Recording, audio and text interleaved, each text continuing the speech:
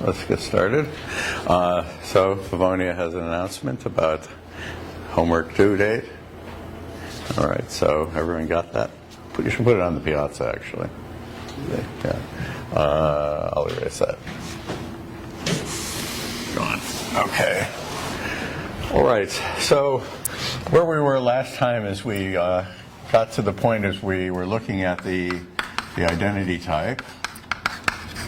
And in particular, we were looking at the idea that maps are what is sometimes, we'll by the end of this lecture, we'll make good sense about this, but let's say, right now we'll say maps preserve, okay, we'll leave it like this, preserve proofs of identity or identifications. And I called this functionality. It's a version of, it's an enriched version of functionality, and in a little bit I will actually be able to say that that represents an even stronger property called functoriality, but right now let's say functionality. So what we end up saying is if we have, for example, F is a map from A to B where these are closed types, and we have some proof that some two arguments in A are equal, or there's an identification between them, then there's an action, there's a thing called app, FP, which sometimes in informal notation people will abuse notation and just write that as F of P. Depending on the situation, that can be not confusing or confusing, so I'll try to stick with that at least for the time being, which is a proof that in B, F of A is F of A prime. So if you read it as a logical principle, it says the obvious thing that says if A is equal to A prime, then let's say true, let's write it like that to emphasize what I'm doing, the logical principle, then F of A equals in B, F of A prime is true, which is certainly a condition you would expect of any notion of equality. So if this is supposed to be representing equality, then you would expect to be true. So that was sort of property number one, which I called functoriality. And then the other thing that we talked about was a kind of functionality as well for families, which is the transport property. So transportation. And the idea here is if we have a closed type and a family of types over them, then and we also have some path in as we let's write it like this to be careful for the time being. A equals A prime in the base space, as it's sometimes called, the indexing type of the family, and we have two equal things, then in a certain sense we should expect, at least by analogy with what I've written here, that there ought to be some relationship between B of A and B of A prime. And what I described is that there's a transport property, which could be thought of as parameterized by this, and which when applied to P gives us a function that takes, if I write it like that, it looks a little better, B of A to B of A prime. Now this function will have some useful properties that we'll develop a little bit shortly, but that will end up saying that it's an equivalence. But right now, let's just say we have a function, a transport function that goes from B of A to B of A prime.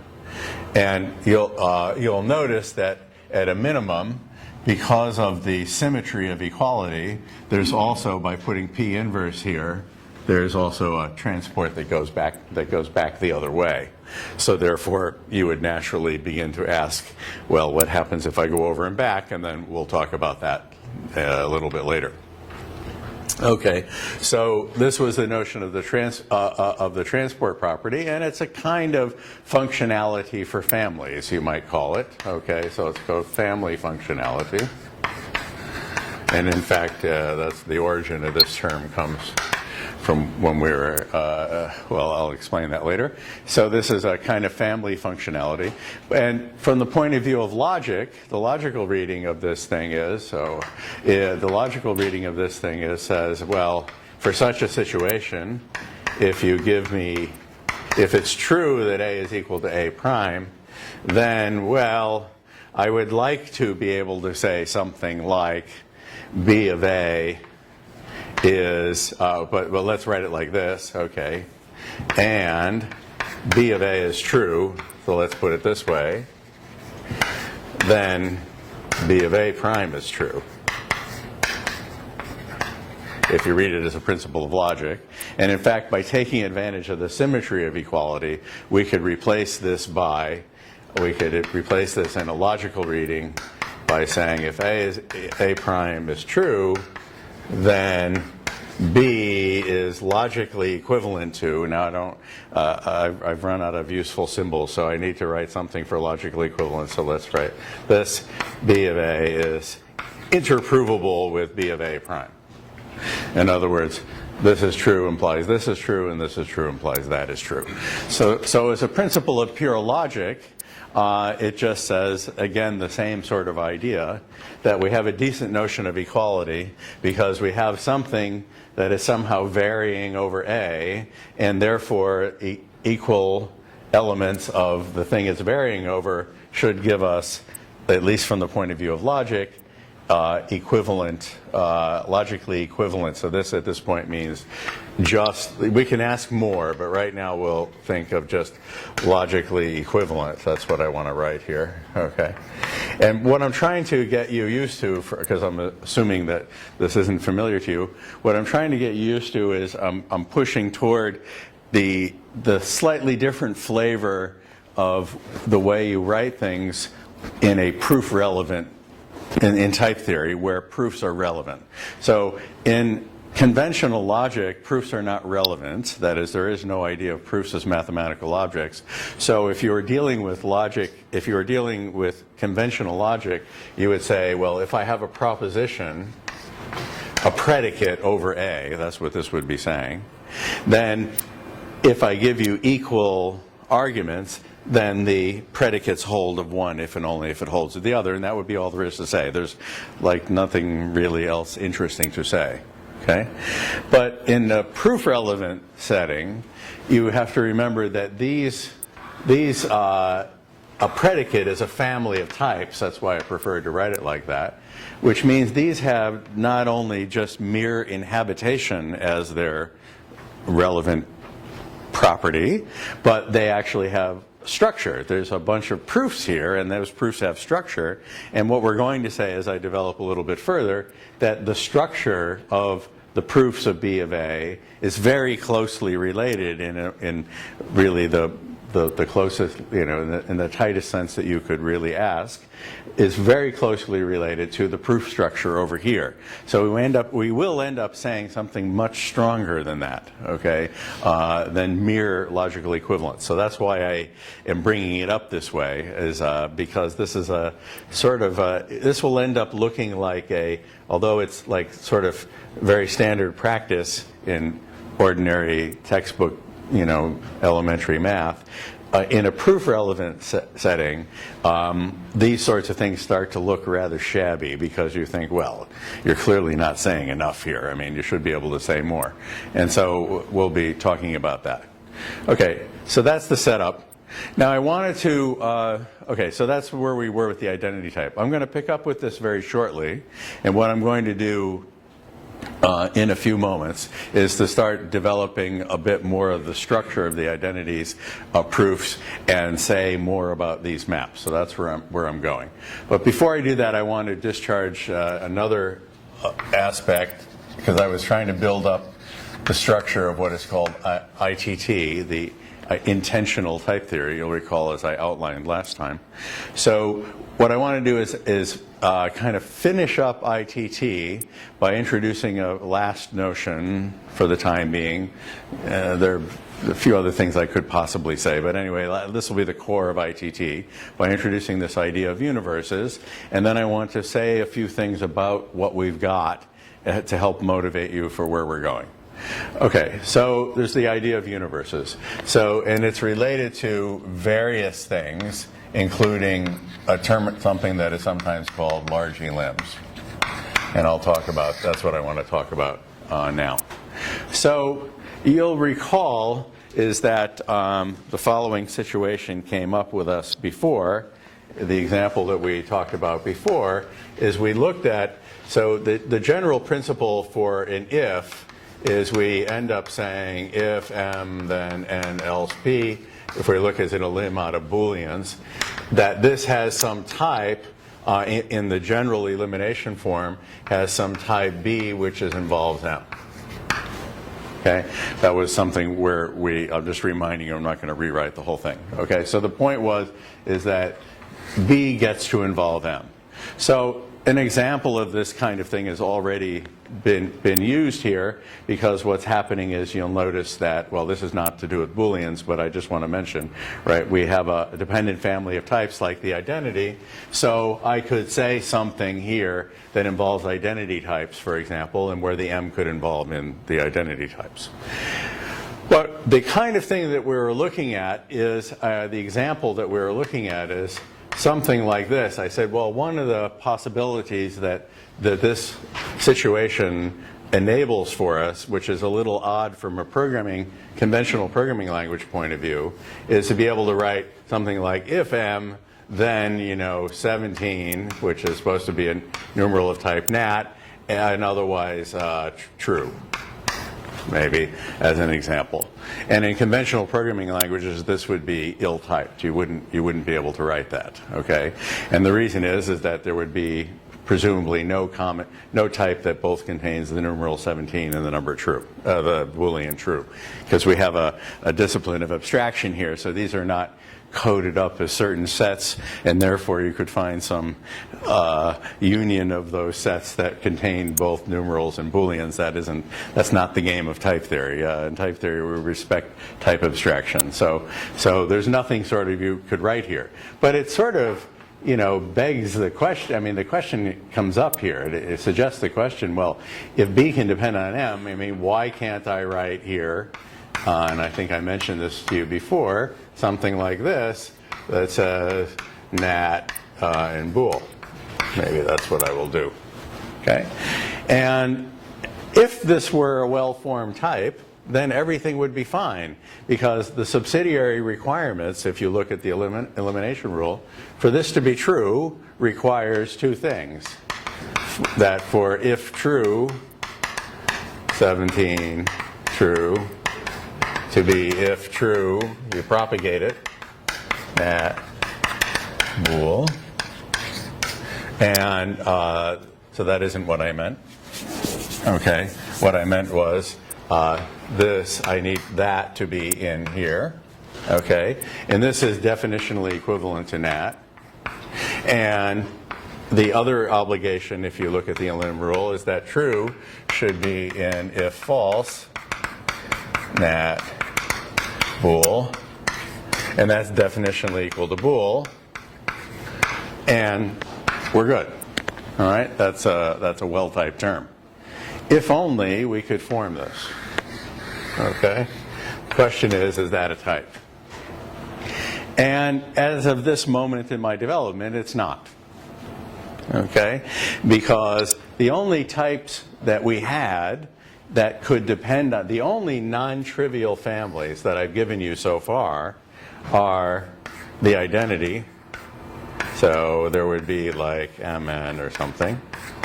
That's a type that, or on some type A, whatever A might be. So on some type A, mn is the only way the M could involve in here, okay? And that, in the kind of scenario I'm looking at, the identity isn't involved.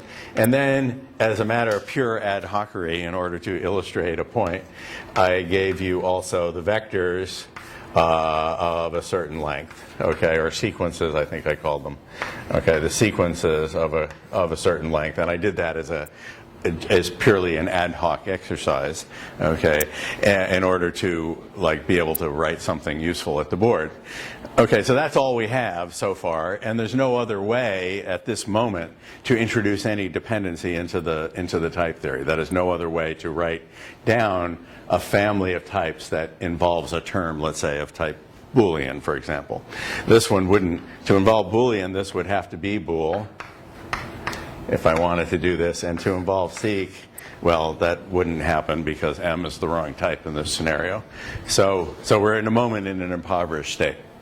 So on the other hand, it seems fairly clear that this is a reasonable thing to do, and in fact you might even say to properly exploit the possibility of the dependency of a family on a term, that I ought to be able to compute the type. See here, there's no computing involved, you just plug it in. Okay, it's a relation, it's a primitive relation that every logic has, equality, and you just plug it in.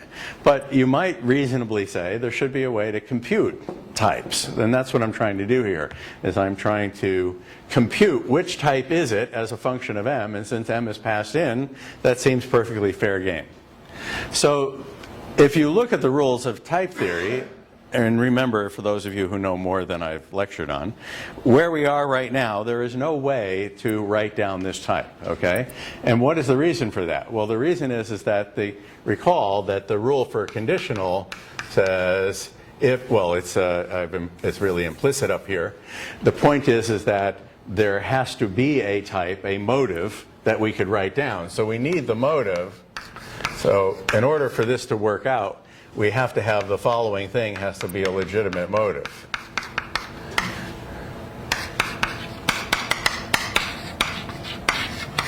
And it isn't, okay, because this is an example of an A, so to speak. This is a type, okay, and this is a type, and it's not a term.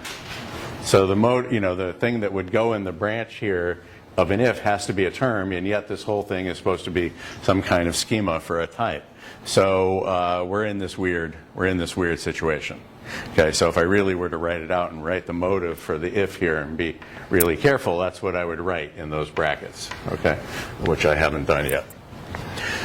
Okay, so the question. So now there are two approaches to this, so you know. So the two approaches are a somewhat ad hoc approach, which are called large eliminations.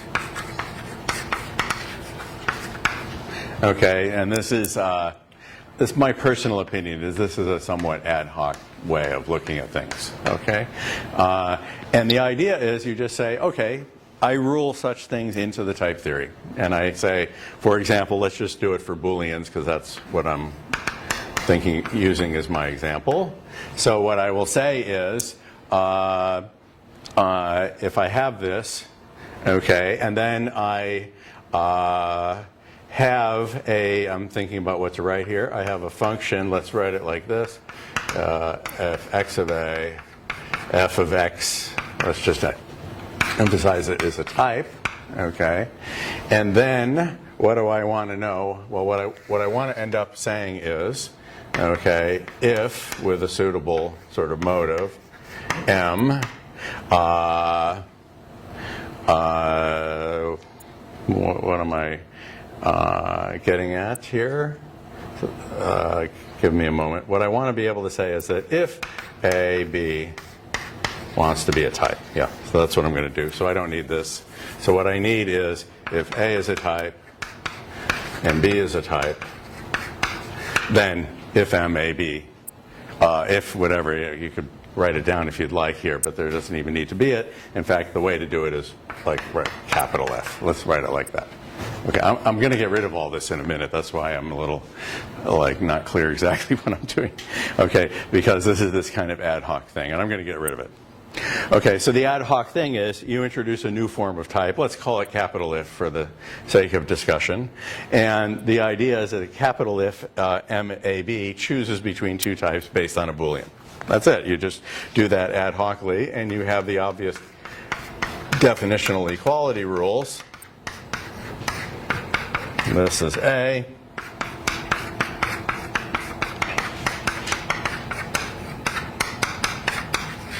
This is B, and that's pretty much all there is to say about it. So there are some versions of type theory where people do this, okay, because they don't want to do the next thing for other reasons, okay. So this is the typical thing. So one way to solve all this problem is introduce a special notion of capital If. We won't do that. Eventually, what I really wrote will be valid, but we'll write a special notion of capital If, and those are called large eliminations, because they eliminate into the universe. You have to use it. The universe of all types. Okay, that is you could almost say the type of this is type. Okay, and so these are types. So they're kind of eliminating into the universe of types. That's the way people think about it. Okay, so that's a method that people use in order to be able to type check programs like that.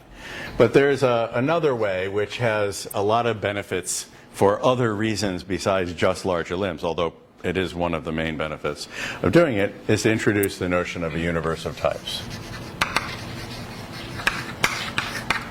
And that's what I want to introduce next. So it's difficult to give a definition of what is a universe. I can show you, here's a thing which is a universe, and here's this other thing which is a universe, but it's a little hard to say what qualifies as a universe. So I will just say, informally here, a universe is a type of types.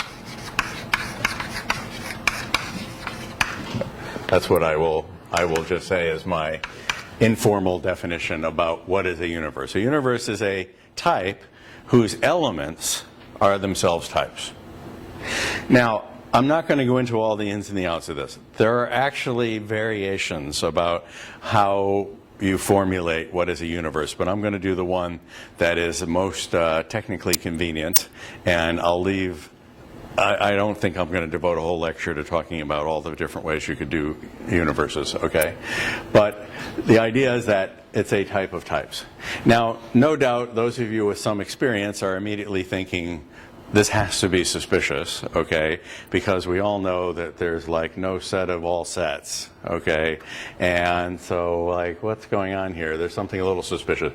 Well, I don't say that it's the type of all types. I say it's a type of types, okay? So that's the idea. So what I will do, I'll start with one thing. I'm going to actually have to generalize this.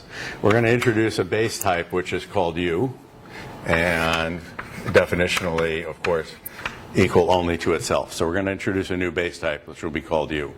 And this is going to be a particular sort of universe, because the notion of universe, as I'm suggesting it to you, is so loosely specified. I could basically stop here because I give no inhabitants to this thing, and of course, therefore, it's a type of types. But so I want to be able to do. I want a particular sort of universe, which is in a certain way complete insofar as it possibly can be. And what do I mean by that?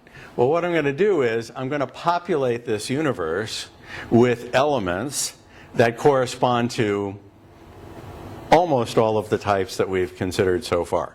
Okay? So what I'm going to do is this. I'm going to have the introduction rules. So what happens is what I were previously calling the formation rules become introduction rules for the universe. Okay? So I'll write down a couple of examples just to be illustrative. So, for example, I could say that nat is an element of U. So this is now universe introduction, right? Because I'm saying the type nat is an element of the universe U. And I could say lots of other things, but I'll throw a few like illustrative examples down. And an important one is if A is in U and M and N are in A, then the identity Mn is in U. So this is another U introduction. So I could call that U introduction id if I wanted, and nat if I wanted to be like systematic about the naming. Okay, so I would do that. And then I would say the universe, well, this is the beginning of a closure property, that the universes are closed under the type formation operators in the following way. So the identity of a universe, an element of the universe, is itself an element of the universe. Okay? And then I could do something like this. I could say if A is in U, and given X in A, B is in U, then I can say that pi x in A, B is in U. Okay, so the universes are closed under the formation of pi, and while I'm at it, they're closed under the formation of sigma as well. Let's see, what else did we have? You would expect also, 1 would be in U, or unit, or whatever I called it, and 0 would be in U. And you would also have that if A is in U and B is in U, then A plus B is in U. Okay, written like that. And is that all the types I've done so far? Anyway, if it isn't, well, there's the ones that are special cases, arrow and cross, so we've covered those. Identity type, let's forget about the seek, that was just thrown in there for illustrative purposes. So we do all of that, and we put all that. However, you can smell this one coming, okay? I do not postulate U is in U. Okay, that's no good. Okay, can't have that. Okay, so it's almost as if I just said take all the formation rules and turn them into (U), and then that's going to be the definition of U, except for the fact that here's a formation rule. This is a universe formation, and that one doesn't at this stage get to be turned into an introduction rule. Now, I'll give you this to play with for homework because it's a fun little exercise to work out. You certainly smell that this is not going to work from your private experience, but I thought I would have you figure out in type theory why it doesn't work. And the idea is that you can reproduce the Burali-Forti paradox, if you know what that is, can be reproduced inside of type theory.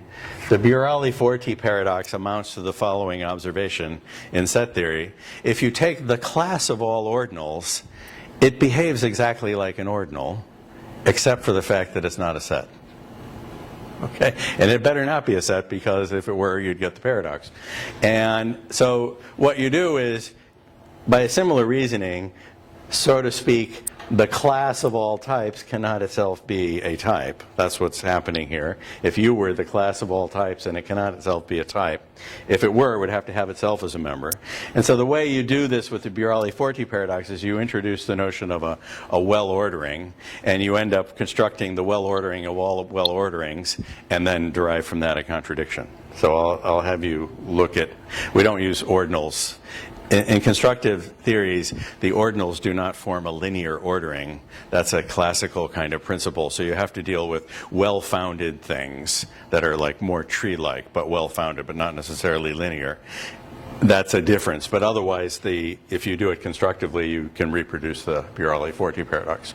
So this is not the case. Okay?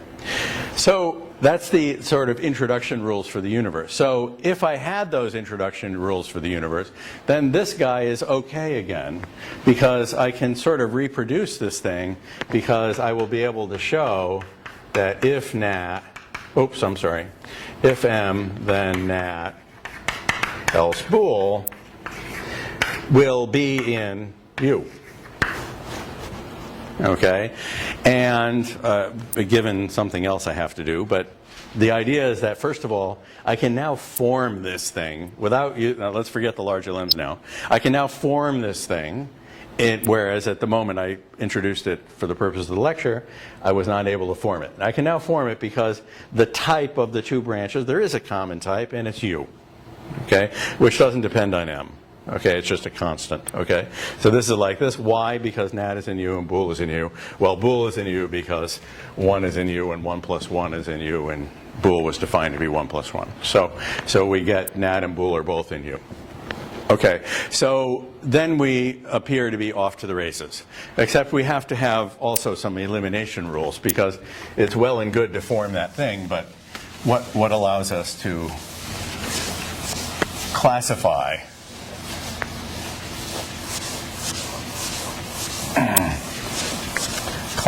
things, other things, using the universe. So this is a technical device now that people use. So the thing is, is that, actually, no, we're fine with this. Everything is fine. These are types, and the elements of the universe are types, and that's basically all you need to know. So, in other words, yeah, I'm anticipating a slight technical issue that I'm going to dodge, but let me try to do it here. So the way I formulated the universe is the type nat literally is an element of U. So in some sense, the type nat has a dual role. It's a type, but moreover, it's an element of U. Okay? So let me just mention briefly, without going into details. Sometimes, for various technical reasons, people prefer to say, no, it's not really nat that's in U. What happens is there's a code for nat. We'll write it, sometimes people write a dot above it. Nat dot is in U. And then you define a decoder that says, oh yes, nat dot is in U. And by the way, if you look at what nat dot stands for, it's written T of nat dot, that's nat, etc. So this is the name for the type, and the elements of the universe are the names for the type. And then this is a denotation thing that says that this code names the type nat. And you do that in a systematic way. And it's a bit persnickety. And one of the things about it is, you'll notice, is that this is a kind of a large lim. Because what I'm doing is I'm saying there's a map from U into the space of all types, and it's defined by some equations. So that's what sometimes people do when they formulate universes. I'm not going to do that here. I'm going to be, like you could say, I'm going to be loose or cheating, okay, so I don't have to worry about it. So the idea is then this is a well-formed thing, and it has these definitional equivalence rules. Mentally just turn that back to lowercase f. These things will have the same definitional equivalence rules that they always do, and since the elements of the universe are types, then I can use them in this position, and they classify things, and everything works like very nicely. Okay, so that's the first thing. So I gave you some exercises. So now I gave you some exercises last time.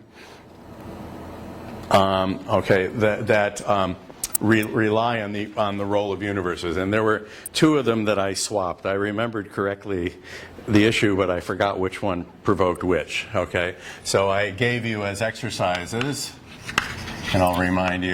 So the injectivity of successor.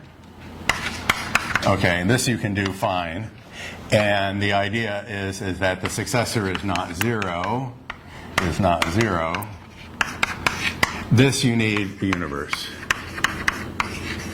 So I said to you at the time when I wrote it down, you won't be able to do this now. Okay? And when I said it, what I said is I said it about this one and said you could do this one, and it was exactly backward. Okay, this is the one that you're going to need a universe for. And there's a theorem by Jan Smith from 25 years ago that says you really do need U. If you take the type theory without universes that I have so far, you can't prove that the successor is non-zero. I mean, it's independent. So that tells us that adding the universes is adding expressive power to the language. And there's a similar thing that I gave you, which was to define first and second from, I think I called it split, the sort of positive elim form for pairs. And again, here you'll need a universe. Okay, which is the thing that I was foreshadowing. Okay, you'll need a universe for this. Okay, you'll see why. It's very easy. As soon as you write it down, you'll realize what's going on. Okay, so you'll need a universe for that. So that's just a mention. So that like discharges. I made some dark comments when I introduced that, so I wanted to make sure I made clear what I was saying. Okay, so now there's something about the type theory. Now, if we work the type theory this way, this lets us do a lot of things. However, go ahead. I'm wondering if you forget about the refraction rule. Speak up. That if there's an element in U, then that element is the type. M, N, and U. This should be an A. Is that what you said? Yeah. No. So what was your question? The general refraction rule saying that if something is an element of U. Well, that's what I was alluding to. So this is a similar thing. I could write a rule. Yes. You're saying, do I need the rule? I need to write it somewhere. if M is in U, then M is a type. M is a type. And what I'm saying is that you could consider taking that as a rule, and the same thing for definitional equivalence. You could consider taking that as a rule, okay, but it's admissible. In other words, if I said a universe is anything that contains types without being very let's see, how do I want to say this? The rule will be admissible because if you look at the way in which you could possibly derive M is in U according to the rules I've given you so far, by an inductive argument you could say here A is a type, M and N is an A, therefore that's a type. And by an inductive argument A is a type, therefore this is a family of types and therefore that's a type. And the rule would be, this principle would be admissible. Oh, yeah, that's what I would say, yeah. Well, if you're trying to subsume the large limb rule, Yeah. then you can also produce other elements from like the elimination rule or for example, if there's no such rule for if, but now I can form an element in U by using if. I think you're going to say what I was just about to transition to, but... Oh, I see. So that's why I'm not sure. Okay, so this does not replace that. Is that what you're asking? That's what I'm about to explain. Okay, all right. So the thing I just erased the board for is this, okay? By introducing one universe, I've really only solved the problem at hand without really solving the problem, okay? And the reason is, because I cannot take U as in U, I can now just reproduce this problem at another level, right? Because I can now talk about, well, what I want to talk about is something like this. I'm going to have situations like this where I can have, I'm interested in U and U arrow U, which maybe if I use that convention of a capital letter, if I had large limbs, that would be a perfectly valid type. Because U is a type and U arrow U is a type. And so by the principles of, and this being a bool, again, for the sake of discussion, then the large limb would say this is a type. Okay, so that's what the large limb would do for us. But these things are not themselves inhabitants of U, so I can't use the same ruse. Right? I'm back in the same boat all over again. Okay? All right? So you might want to say, well, so now what do I do? So one approach is you just say, well, you just live with the idea of larger limbs. That's it. And you do that. So some people do that. You can do that. But if you look in the hot book, we did a different thing, which is also the thing we did in New Pearl a long time ago, which is what we said is this, which we say, okay, yes, it's true. Out of the frying pan and into the fire, okay, I tried to figure out, a way around this problem, and then I just introduced another version of it at a higher level. But now there's a little game you can play. And you say, okay, here's the idea. I don't have one universe, I have a cumulative hierarchy of universes. And now I will win. Okay? At the expense of doing this, so a cumulative hierarchy of universes. And in fact, whenever you look at presentations of type theory, at least basic ideas of type theory, they always have a cumulative hierarchy of universes. And the idea is this, you say, okay, what I want to do is I want to get rid of this business about A being a type altogether.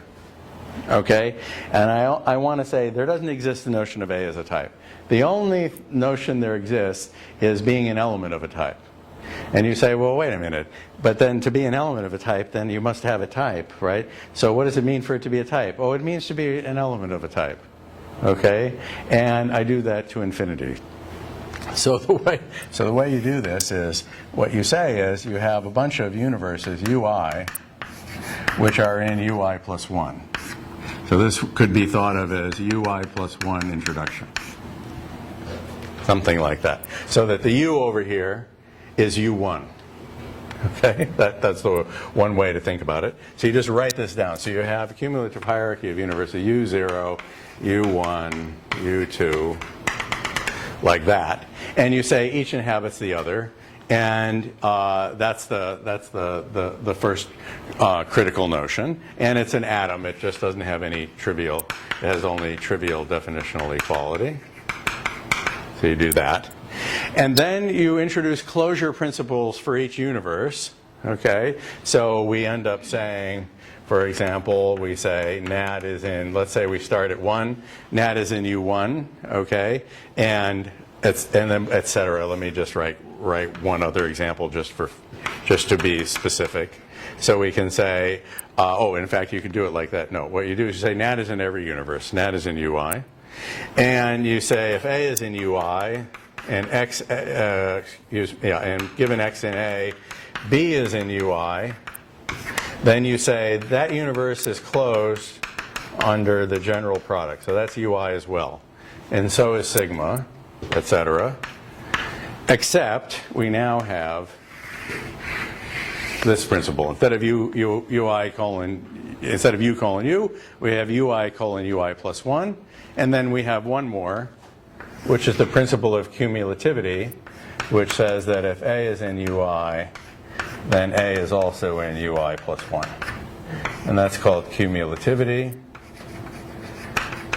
And in fact, you then also say if they're equal as elements of U, definitionally equal as elements of UI, then they're definitionally equal as elements of UI plus 1. You have both, and that's called cumulativity. You have a cumulative hierarchy of universes. So this is forced on us because of the Burali-Forti paradox. This architecture is forced on us by reasons of what is called, so this introduces what we call the size hierarchy. And those of you who know about such things, these basically correspond to the idea of inaccessible cardinals. Okay? Because what we're doing is, with the idea of an inaccessible cardinal in set theory is you have a cardinal in such a way that V sub that kappa is completely closed under all the things that you postulate for set forming, in particular power set, what's really important, power set and replacement and the natural numbers and all the axioms of set theory sort of hold in that approximation to the universe of sets up to that cardinal, and an inaccessible cardinal is one for which that holds. And then you just, to increase your expressive power of your set theory, you just start throwing in axioms of more and more outlandishly inaccessible cardinals. Okay, the first one being omega, the natural numbers itself. If you take set theory without the natural numbers, then omega is an inaccessible cardinal. You can't get to it without by iterating all the things you've had already, and so you throw that in, and then later you throw in others. So these universes things correspond to, they're analogous to, let's say, I would say they're analogous to large cardinal axioms in set theory. Okay, so this is what is called the size hierarchy. Okay, so it's unavoidable, and I'm going to write it. I'm going to draw a picture later, or I'll start drawing it now, which is the hierarchy of things if we have, U1, U2, U3 up here, going like that, which is a collection of universes. So you can say that the universe of types is being stratified, okay, by considerations of size. In the same way that the large cardinal axioms can be thought of as indexing, notions of size of sets, okay? Then you can get bigger and bigger sets. So that's what is going on here. And then what we're going to do now is we're also going to introduce a horizontal axis, which is a new thing, which is going to be called the idea of level, H level it's called, or dimension. And I will start talking about dimension now, but I haven't gotten to this yet, so I'm foreshadowing. But there's going to be another stratification, which I like to think of as being on another axis, which is of dimension. So the dimension and the size hierarchy are going to be kind of different. Two different notions, although they are related. So things of large size tend to have large dimension. But there are things of small size that have large dimension, and or you could say it the other way: large dimensional things have small sizes. That is definitely true. So it's not like they're related but not totally coupled. Okay, so what we'll do is we will distinguish these two. So in type theory, traditionally in type theory, we've always had this hierarchy of sizes, and it's only recently that we've developed the idea of dimension. So that's the new factor. So this is the new thing in what we're calling homotopy type theory. Okay, is the idea of it is introduced this idea of level or H level or dimension. So that's why it is sometimes called higher dimensional type theory. Okay, so that's the notion of universe. Okay, so what happens is, and I'm not going to write it all on the board, but what happens is if you look in the Hot Book, for example, okay, yeah, I should mention one other thing, which is the notion of typical ambiguity. Okay, which is, in the Hot Book, we often write, let's look at this rule. The formation rule for pies now looks like this. It says if A is in U and X is in A, then B is in U, then pi X in A, B is in U. I want to explain to you what this rule means. Okay? So previously we said if A is a type and this is a type, then that's a type. Okay, that's all good. But now, in order to take advantage of this, there's this technical device of using a cumulative hierarchy of universes that lets me get rid of the judgment of something being a type and replace it by being in U.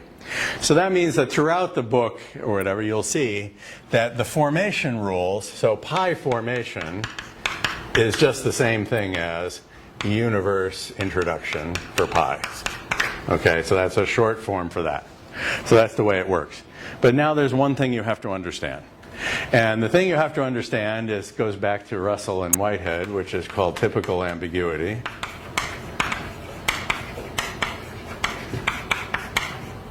And the idea is, what this really means is, pick any I you want, the same in each of these places, and then this will be a valid rule.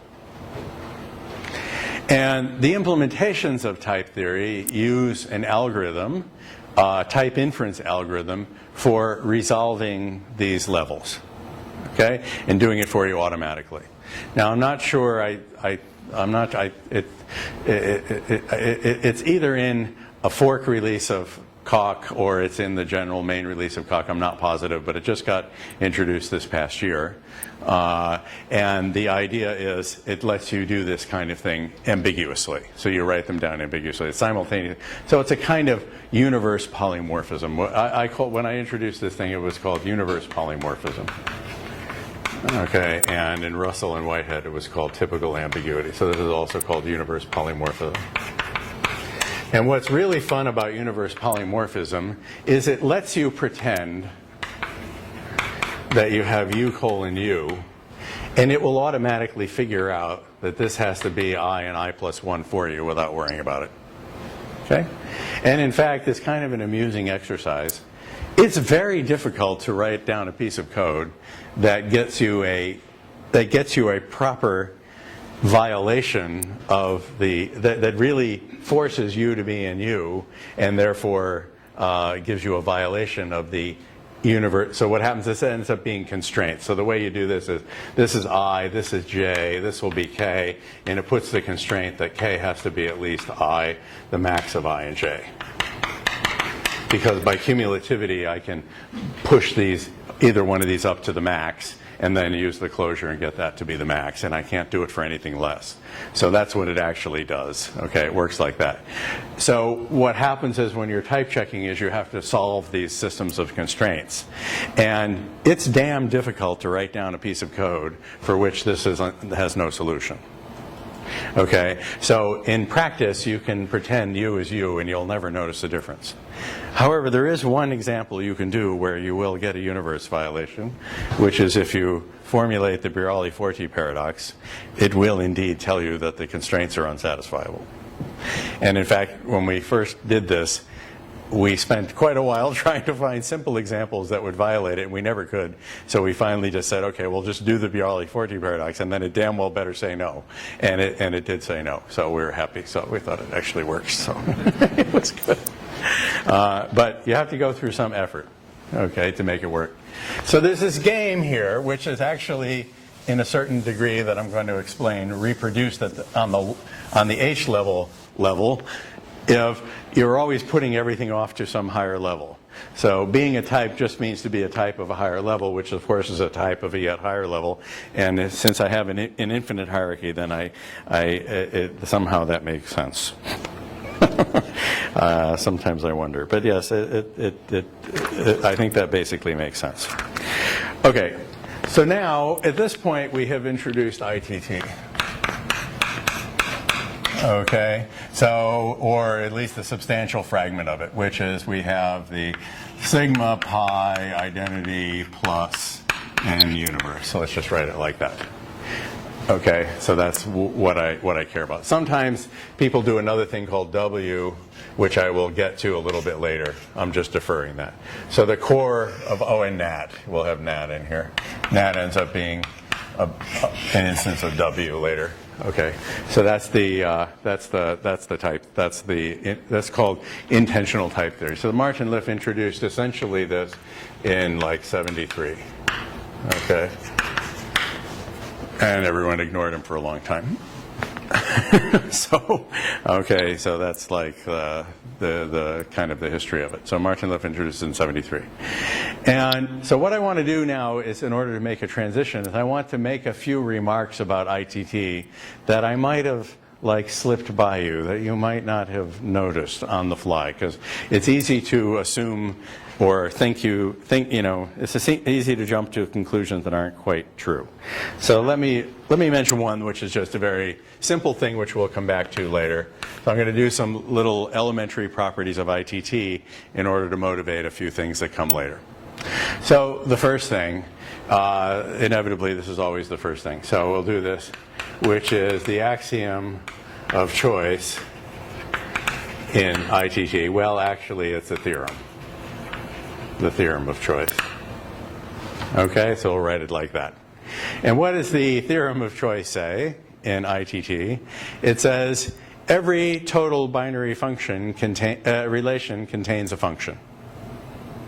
Okay, that's all. So what I say is, if for every x in A, there exists a y in B, okay, such that C, some relation, holds of x and y, then there exists a function from A to B such that for every x in A, C holds of x and f of x. And f is called the choice function. What is called the choice function? Because the idea is that if C is a total relation, meaning anything in the domain is related to something in the codomain, so the picture you have is you have x here, and, well, there could be a bunch of y's, but anyway, there's always one. Okay? There's always one in here, and you do this for each x. There are a bunch of y's they're related to, but anyway, there's one. Okay? Then you can pick out a canonical one, that's the way to think about it, which is a representative of the things that it's related to, and f does that job. F says, pick out one from here, one from here, one from here, so these are x and x prime, etc. So pick out from one from here, da da da da da. That's what this is saying. Okay? If there's always one, then there's a canonical one. F is the canonical choice function. So when read in, ordinary classical logic, where this would be that, and this would be that, and this would be that, okay, it's independent of the axioms of set theory. That's very famous. Okay? That, it's not something you can prove. But in type theory, in what I have so far, it's simply a theorem. Okay? And I'll tell you why it's a theorem. Okay? The reason it's a theorem, okay, why is it a theorem? All right, why? Why is it a theorem? And the answer is because of proof relevance.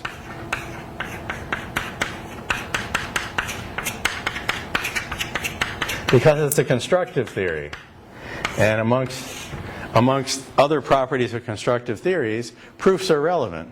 So the idea is, let me just do it informally rather than write down a full derivation. Give me one of these, let's call it capital F, okay? Because that's my hypothesis. I need to say, the proof I want is going to say, give me one of those, capital F, I won't write down the type, and I'll give you one of these, okay? And so let me make some room for myself. So to give me one of these, I want to write down an ordered pair, right? Which is the F from A to B here. So this is going to be lambda x, that's in A, and I'm going to write something here, and then I'm going to write something here. Okay? So the proof of this, of the theorem of choice, is going to be this lambda term that I'm going to write down.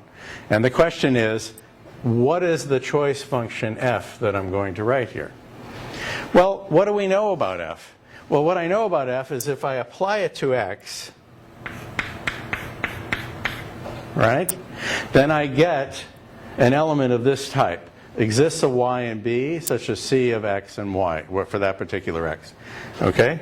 So if I write it down here, it will, right?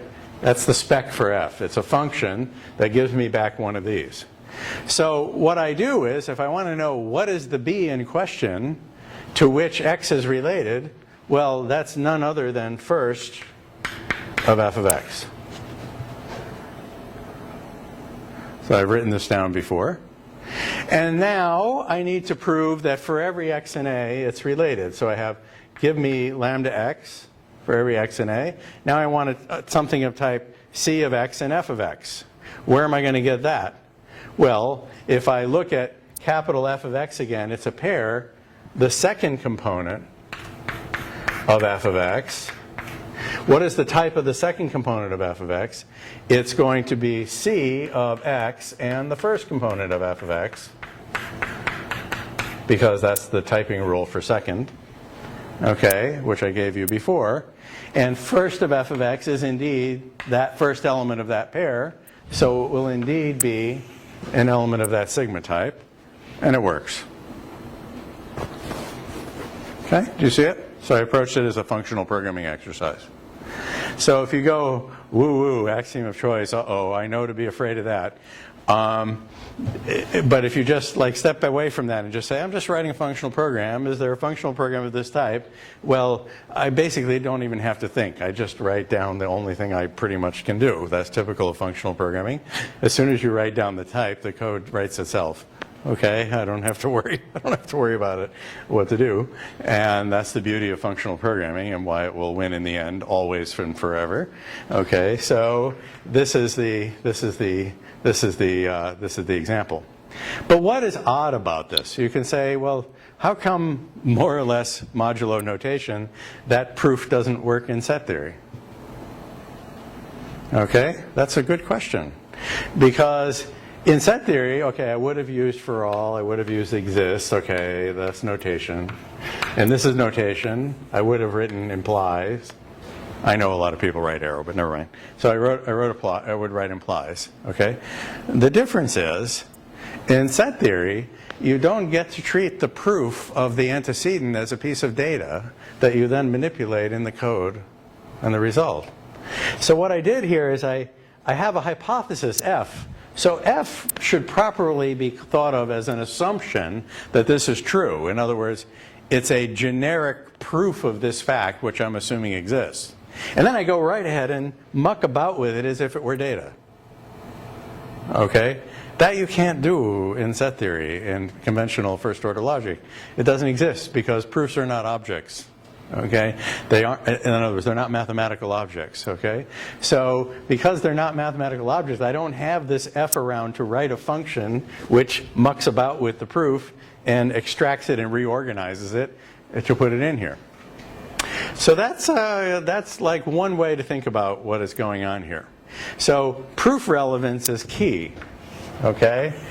Without proof relevance, then the whole thing is a not starter.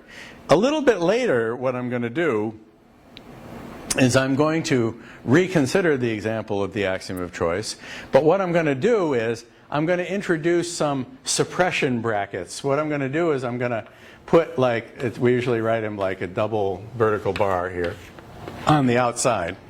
And as we will eventually see, the meaning of the suppression brackets is to stipulate that this be true without revealing the proof to you. Then we're in a whole nother ball game. And you can no longer, in that scenario, you can no longer extract the F from the capital F, and then the thing will in fact be independent.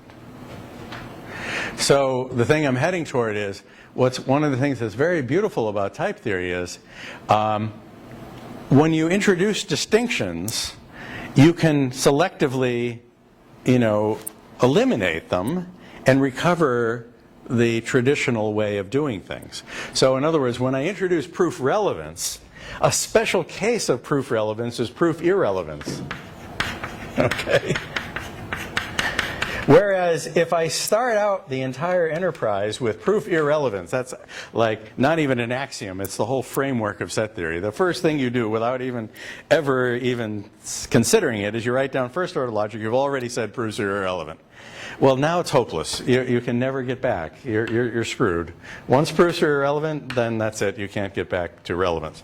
But if you say that proofs are relevant at the outset, then you can selectively suppress the relevance of proofs and get back proof irrelevance. So the constructive framework is strictly superior. Okay? That is the idea, because I can reproduce all of the reasoning that you're familiar with and point it out as a particular kind of degenerate form of what you might have done in the fuller type theory. That's where the power of type theory comes in, okay? Is that it gives you that. And this idea comes up a lot. The same thing comes up in programming languages. There are loads of people who wish to deny you the ability to make type distinctions by calling their language dynamically typed. And then they somehow, and then you're screwed, you see? Because if you have a static type system, a dynamic type system is just a mode of use of static typing. If you insist on dynamic typing at the outset, then what you're doing is you're denying me at the outset the ability to express type information. And now you're screwed. You can never get back.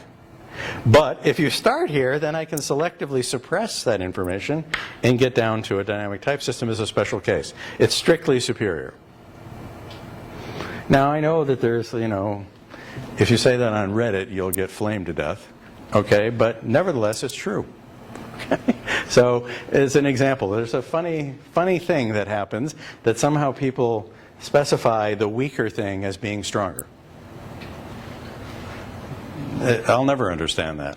Okay, but it's a well-observed technical fact. Okay?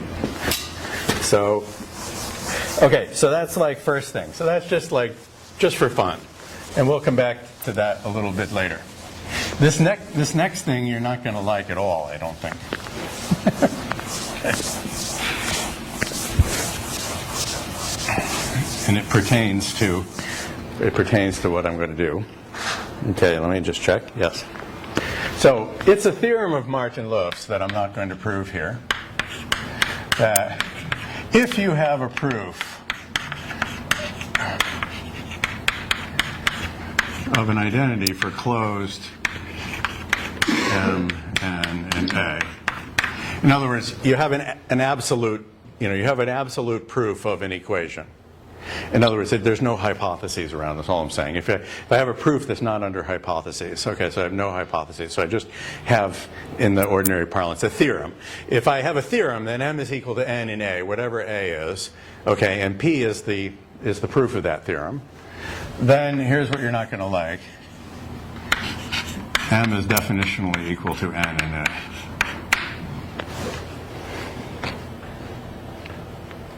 So this is a theorem of Martin-Löf. In fact, I believe it's even in his original 73 paper, if I'm not mistaken. Okay, which tells you this. Now, unless you've thought carefully about things, you might be uneasy about whether you should like this or dislike it. So let me explain an example of this. and then I think you will then agree that you will dislike it. Okay, so for example, suppose A is nat arrow nat. Well, no, I'll do it nat arrow nat arrow nat, like that. And M is lambda x, lambda y, x plus y, our favorite example. Lambda x, lambda y, y plus x. Okay? Where plus is defined by recursion on the second argument. We'll pick one, whichever one it is. Okay? I for some reason, I always do it on the right. But okay, so that's what I mean by plus. Okay, if you take this, so what does this tell you? Okay, what this tells you is that you have to run it backward. These are not definitionally equal. Okay, and therefore, there's no proof that they are, yes, therefore, there is no proof that as elements of nat arrow nat arrow nat, there's no proof that they're equal. And now I know what you're thinking. You're thinking, wait a minute, you just told me last lecture that these two things are equal. I know. Hold on a second. Okay? There's no proof term. There's no P of that type. Oh, well, sorry to interrupt you, but the truncation Oh, did I make a mistake over here? We're backtracking. Okay, what did I do? It should be pi x a. The assumption of the class will the non. If you try to mimic the classical version, then that will be pi a and then truncated. Oh, okay. It doesn't matter. All I was trying to do is say, later I will do some additional things in which I can make this more subtle. Okay? That's it. I made my main point and I stick with it. Okay, let's not get derailed on that. Okay, so there's no proof that these two things are equal. Yet, I showed you and gave you for homework, given x, y, and z in that,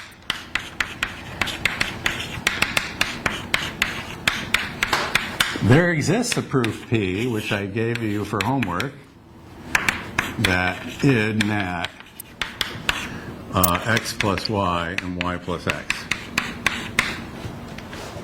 I gave you that to look at. There exists such a proof term. And so now you definitely think I'm nuts. Okay? Because I'm telling you, for every x, y, z in nat, x plus y is equal to y plus x. There's a proof for that. You can write that down. We discussed that. Yet, you cannot conclude that the corresponding functions are equal. I cannot discharge those hypotheses. Okay? So what does that mean? What is called the axiom of extensionality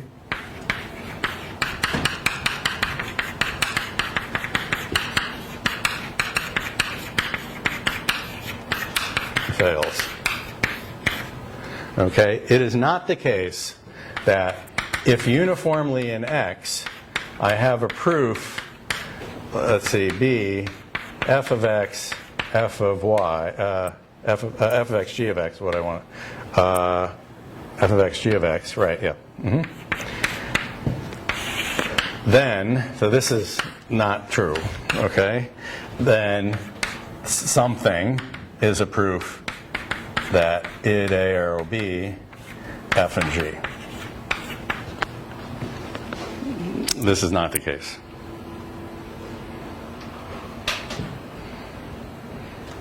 In particular, I cannot even get lambda x f of x is equal to lambda x g of x, which is an eta step away from f and g. I can't even do that either. Okay, in fact, you could argue that that's exactly the thing you can't do. Okay? So that's not very nice. Okay? This is not very nice because it means that your ordinary notion of function which you may well have taken for granted, like somehow without thinking about it as I went along, that surely this is true. Unfortunately, it's not. Okay? And this is one of the many weaknesses of ITT, okay, is that axiom of extensionality fails. Now, in order to, you might say to yourself, oh, fine, take it as an axiom. So one thing I could do is, there are different versions of this, of way to do it, but one version of this is you say, essentially, lambda x dot p with an abusive notation should be a proof of id a f g of, well, id a arrow b, lambda x f of x, lambda x. In other words, lambda x preserved, p is preserved by lambda abstraction, so that if I have a family of proofs like this, I should lambda abstract it and get a proof of these two things. And then by eta, those are definitionally equivalent, so I would get extensionality. So you might think what you should do is add in a new axiom like this. Just throw it in. The problem to worry about is, what is poor J supposed to do when it sees lambda x dot p and is trying to do an x dot q? What is it supposed to do? See, because remember, J depends on the idea that its beta axiom only applies to reflexivity. So if you now start chucking in new proofs, I put it in quotes because I'm trying to, emphasize the somewhat dubious nature of throwing in axioms in type theory. If I just throw in an axiom like that, okay, then I've screwed the computational interpretation, because the beta rule, there was a beta rule for REFL, we were good with that. So we had REFL of m, and we said that was equal to m for xq. So that's good. But now we have this instance of axiom of extensionality. That's another sort of proof. And what in the hell am I supposed to do with that? This is in my mind, the number one problem with homotopy type theory, because in homotopy type theory, this term will be definable in terms of other things. So for the temporary purposes, I might as well say we throw this in as an axiom. And when you throw it in as an axiom, you've completely screwed the computational behavior, okay, of what's going on with J. And the big open problem is to understand the computational meaning of homotopy type theory. And this is the beginning of why it's an issue. Okay? So that's the first thing I want to mention to you about that.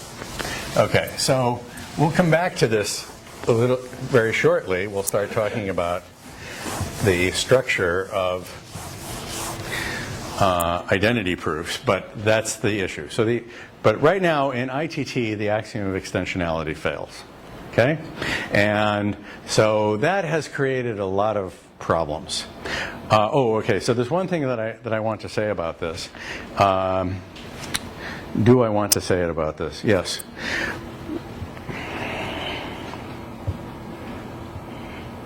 No, I won't say it right now. Let's leave it. I'll leave it alone for the time being. Okay, I'm going to come back to the meaning of the axiom of extensionality in a minute. Okay, so third point I would like to make is to define for you what is ETT, which is the extensional theory of types. Okay, ETT.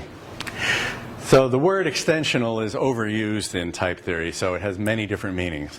The meaning in this case that I'm going to explain pertains to that, but it's not wholly about that issue. It's about other things. Okay?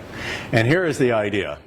So the idea is that, the way I like to think about it is this.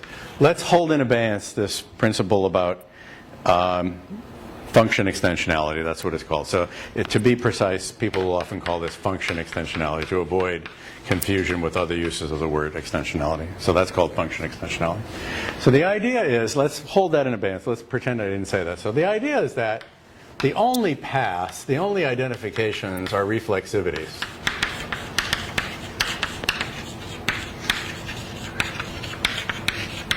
if you look at the whole type theory I've written down, the only way you can get an element of the identity type, the only introduction rule, is reflexivity. So this whole thing is like some big charade where I'm going through all this stuff about showing symmetry and transitivity and transport properties and everything. And if you look at it, the whole damn thing always comes down to the fact that the only path there could possibly be is reflexivity. So of course you can transport between the thing and itself. So of course functions respect f of x is equal to f of x. Okay? And the whole thing seems like a big kabuki dance. And for a good 20 years, there was this kind of theological dispute about the nature of type theory, where we had, on the one hand, the advocates of ITT, and the other hand, the advocates of ETT, which I'll describe what it is. So what is the idea of ETT? ETT says, oh, please spare me, okay? If you have a proof, P, of identity of M and N, okay, then it can only be that it's reflexivity. So we can just conclude that M is judgmentally equal to N. And this is called equality reflection. And moreover, if you have a proof of the identity of M and N, then that proof can only be reflexivity. And this is called the uniqueness of identity proofs. And you can say ETT is defined by this principle. So this one only makes sense in the presence of that one, because once you have this one, then you know M and N are definitionally equal. And then it makes sense to talk about a path between M and N being the same as a path from M to itself, because we know that M and N are definitionally equal. So somehow the meat of it is right here. The type on the second one. Did I screw it up? The type is like IDA and right on the bottom, where you have A on the bottom of that line. It's like ID. No, this should be ID. Sorry, yeah, thank you. Yeah, this should be IDA MM. Let's say. Yep. Yep, you're right. Yep, sorry. Yep. So this is where the meat is. This is where the thing is. Now, if you have this as your principle, then function extensionality is no problem. Why? Because by identity reflection, this is a definitional equivalence. And then, by the principle of congruence for definitional equivalence, we can put lambda x fx is definitionally equal to lambda x gx. And then with eta, that's f and that's g. So function extensionality falls out. So it implies function extensionality, amongst other things. This guy implies function extensionality. So it certainly gets you out of that bind. And not only that, it obviates the need for transport. Why? Because if you think of the rule for transport,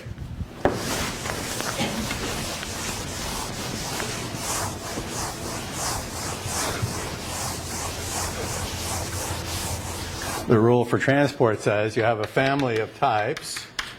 Well, whether it's in U or not is not relevant here. And you have you have a proof that A is equal to A prime in A. Well, that means that A and A prime are judgmentally equal. And therefore, by the equality identity reflection, and therefore the types B of A and B of A prime are definitionally equal in U. So they're replaceable one for the other without any need for transport. Okay? And life is really good. Okay? If you want to formalize any kind of conventional mathematics, like very ordinary things that you run into every single day, okay, this is the way to go. And so basically, New Pearl was always based on ETT. And Coq has always been based on ITT. It has some doodads and extra things, but I'm trying to get the core issues here. The same is true. Same is true here. I'm just trying to strip down to one basic principle.